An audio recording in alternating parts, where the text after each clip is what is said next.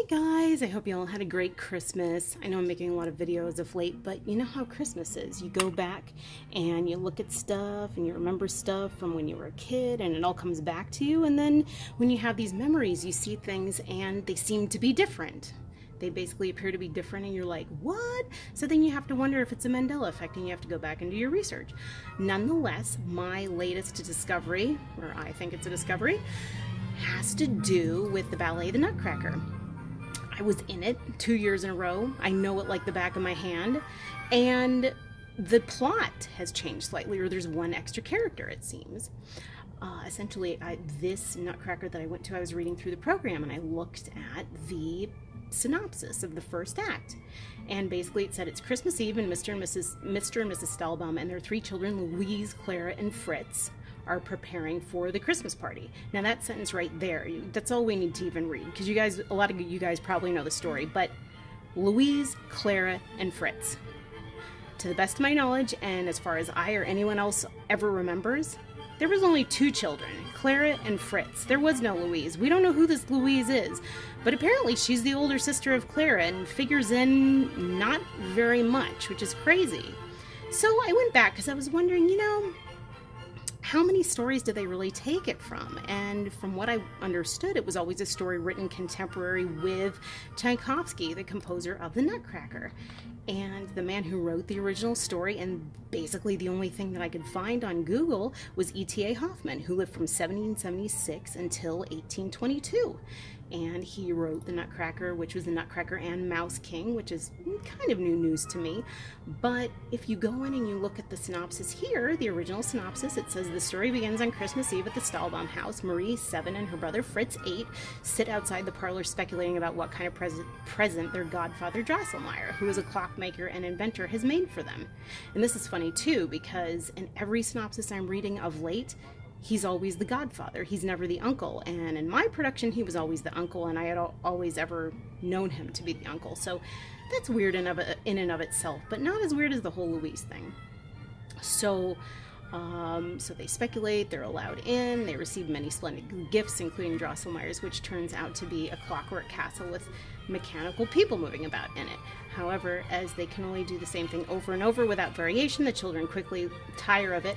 At this point, Marie notices a Nutcracker and asks to whom it belongs. The father tells her that it belongs to all of them, but that since she is so fond of him, she will be his special caretaker. She, Fritz, and his sister Louise pass him among them, cracking nuts until Fritz tries to crack one that's too big and too hard, and the Nutcracker's jaw breaks. So that's really weird already. So in any case, it's just strange that Louise is in there, and when I go back and I read, let's see, a basic synopsis of the Nutcracker ballet, there's no mention of Louise. The house is decorated with Christmas ornaments. The children Fritz and Clara wait anxiously for their family to arrive. Picks up, celebration, mysterious guest arrives, Godfather Drosselmeyer, he's a toy maker, celebration, Drosselmeyer, the children, Fritz is given a beautiful drum, Clara is given the best gift of all, a Nutcracker. They skip right to that.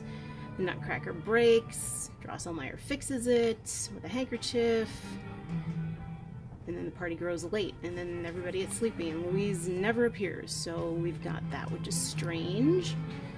And then this is the New York City Ballet, like they're purists. And there's no mention of Marie here. You guys can read it if you want to. But in the meantime, the strange thing is that, as I mentioned, I knew this ballet like the back of my hand. The absolute back of my hand. This is me dancing in the early 80s. My brother Fritz did not have his costume that day, but that would have been my brother Fritz. No Marie in sight. So that's me, 1980 something. That's me too. Look at the Nutcracker, snaggletooth. Oh my god, that guy was always bumping into stuff and his teeth are all snaggled. They were like all felt and they didn't stand up. Oh my gosh. Okay, anyway, really quickly, I keep getting interrupted, but I also was obsessed with the book A Very Young Dancer when I was younger. This was the gold standard production of the Nutcracker that they took from, and it was always just her and Fritz. There was never any mention of a Louise. Never. It's just the 2 of them right there. That's her and her brother Fritz. Sort of a alternating hair color there. So, and essentially, I mean, we're dealing with George Balanchine. I mean, this man don't play. This man don't play around. He's a purist. He's a strict dancer from Russia. He was really strange too, because he would always tell his ballet dancers what perfumes he thought that they would wear, and be like, okay, yeah, that's how much of a control freak George Balanchine was. So I don't totally know why all of a sudden there's a Louise when there never was before, because a very young dancer goes through the entire production of the authentic Nutcracker as done by the New York City Ballet.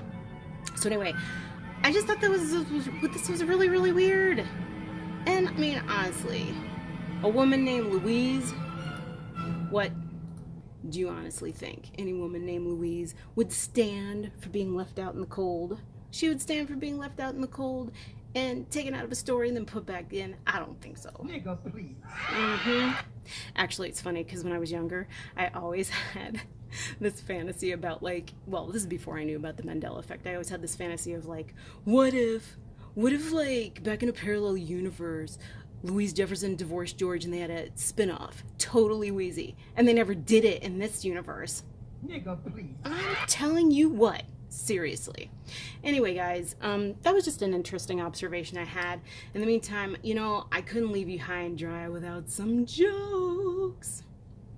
Anyway, this is my favorite joke of this Christmas season, because you know my last video that I made a couple days ago, so crazy, so dorky, right? Ho ho ho, maybe it was Santa Claus. And this other one is kind of funny too. It's not really a joke, but I don't know how well you can see. This is my cat from a few years ago. His name's Melvin. We called him the Melvinator, and he had a tail like a husky dog. It would go boop. It would like curve right around his butt like a husky dog. It would go foom like that. That's the sound it made. It went boom.